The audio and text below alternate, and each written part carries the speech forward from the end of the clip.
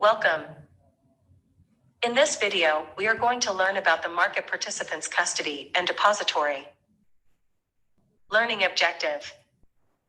By end of this session, you will be able to define who is custodian and who is depository, their roles, responsibilities, and functions, and the services provided by them.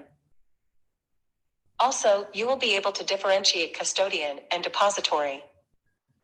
Let's begin with who is custodian?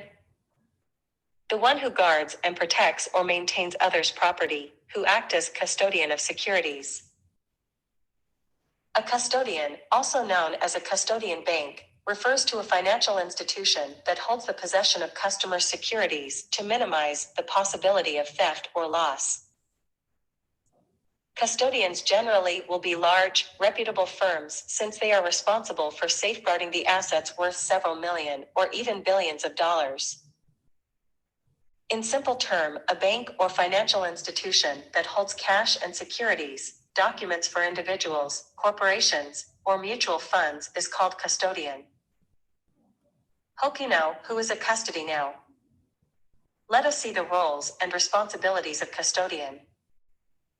A custodian or custodian bank is a financial institution that safekeep customers' securities, cash and securities. Custodian has three primary responsibilities: safekeeping of assets, maintaining proper ownership, valuation, accounting, and reporting of assets owned by their client, trade processing, tracking, settling, and reconciling assets that are acquired by the investor, asset servicing, maintaining all economic benefits of ownership such as income collection, corporate actions, and proxy issues. The functions of custodian. Following are their functions: reporting and record keeping. Custodians are responsible to note down each and every detail of the client's assets held by them. Cash management, which include the movement, management, and inspection of liquid money related to the client's trading activities. Collection of income, to collect clients' income created from the assets held by them. Foreign exchange, provide foreign currency to facilitate clients' cross-border transactions who like to make overseas investments.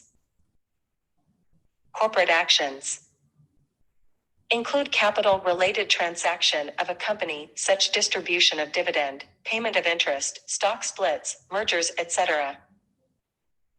Security lending, loan securities to the traders at a predetermined rate of interest. We should also know the services provided the custodian.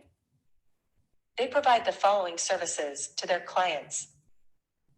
Custodian offer a variety of services to clients such as settlement, safekeeping and reporting of customers' marketable securities and cash, dividend collection, interest payments, account administration, and tax assistance.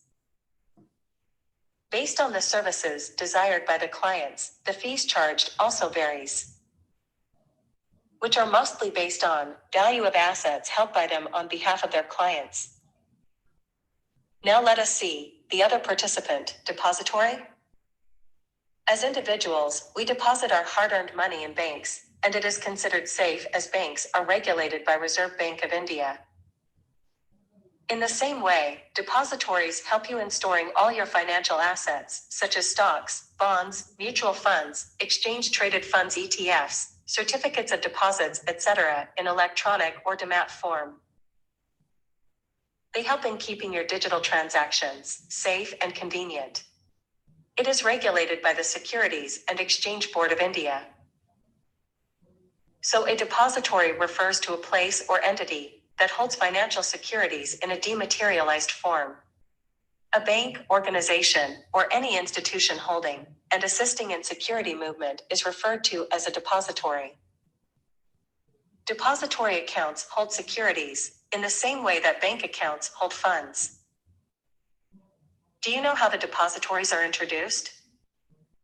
Before the concept of demat was first introduced, physical share certificates were held and the process was quite burdensome. After purchasing the shares, investors had to safely keep the share certificates in custody and ensure that it does not get misplaced. So, when shares were purchased through a broker, they would give you the share certificates in the name of the seller, with the transfer form attached to it.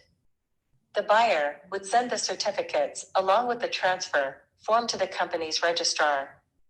The registrar would get new certificates printed with the buyer's name.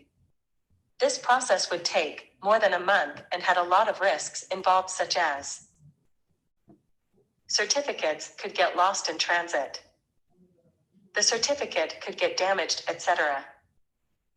To overcome all these problems, dematerialization was introduced. And to ensure the process is quick and easy, depositories were introduced. Depository role comes into play from the time an investor makes a decision on investing. In India, there are two depositories, namely National Securities Depository Limited, NSDL, or Central Depository Services Limited, CDSL, that are registered with Securities Exchange Board of India, SEBI. They facilitates holding of different securities such as debt, equity, or government securities in a single account. What are the functions of a depository? They serve as a link between public companies and investors or shareholders. They help to eliminate risk related to owning physical financial securities. Paperwork are reduced and accelerates the process of transferring securities. Depositories provide the following services: dematerialization services, rematerialization services, transfers between depositories, off-market transfers, lending of securities.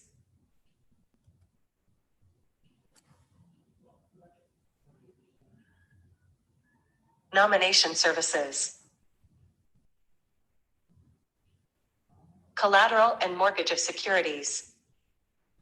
Depository providing their services through depository participants. The depositories offer the major service of dematerialization of shares to the investors to eliminate the risk of false or fake securities, bad delivery, etc.